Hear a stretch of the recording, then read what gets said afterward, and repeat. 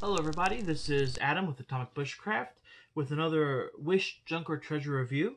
And today we are looking at the rope lighter. Now, I've seen several of these talked about already in some bushcraft videos, so I got interested and did some research. I read this information. This was actually only $1 with another $1 for shipping. Came in this little pouch with it that you can store it in. Now, anyone who's not familiar with the rope lighter, the premise of this is there is a flint striker here, just like you would use in a Zippo, same wheel. Sparks just the same, and a rope here that's just cotton rope, and it has a ball with a hook on it on the end, and you can see where the hook connects to the ball and a small wire hook that digs into the rope. And the way this works is that when you strike it, it hits the chard into the rope and it smolders with an ember. And these are actually popular with sailors.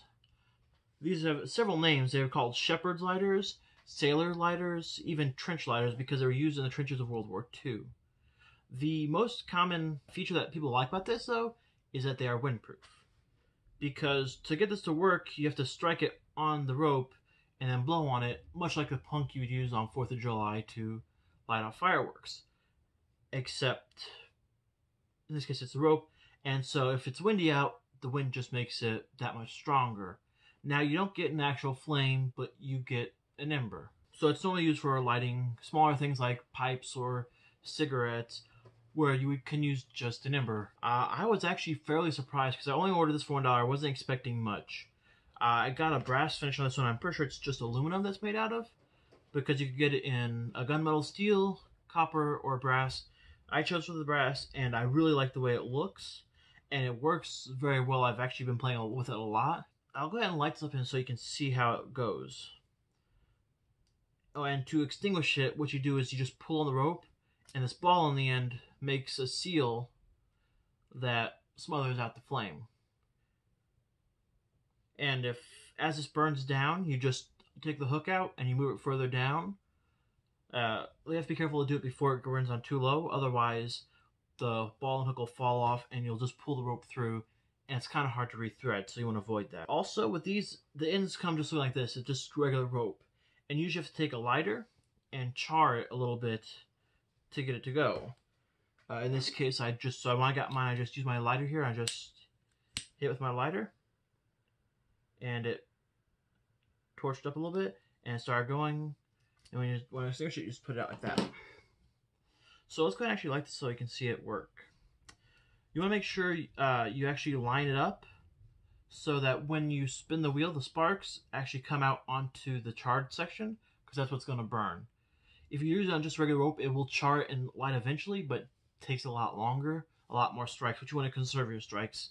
Otherwise, you'll have to replace your flint a lot sooner. So you can just go on there and you just light it. And you see it's starting to burn there. And as you blow it slowly spreads across. Sometimes you need to light a couple times to get the sparks more on top. I'm not sure how well that shows on camera. We can turn the lights down some. You see how much that glows. And if you want to pull it out further, you can just pull the rope out. And the knot on the end of the rope is just to keep it from pulling all the way through. But you'll untie that eventually so you have more play with the rope. Now, if you don't smoke, you don't use a pipe or anything like that, you might be thinking, well, what would be the point of this as far as bushcraft? And I found I kind of like this because it is a bit more challenging to start a fire with this. And it's very similar to using flint and steel, where instead of using char cloth, it's attached to the rope. You have all this together, so you can't just set this in a tinder bundle and have it set down. You have to work this a little bit more. So practicing with this, getting a fire going, is more challenging than using flint and steel.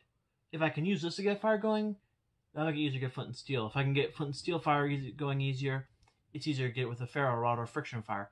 If I can get fire going with a ferro rod or friction fire, then with something with a lighter or matches, there's not a problem at all with getting this going.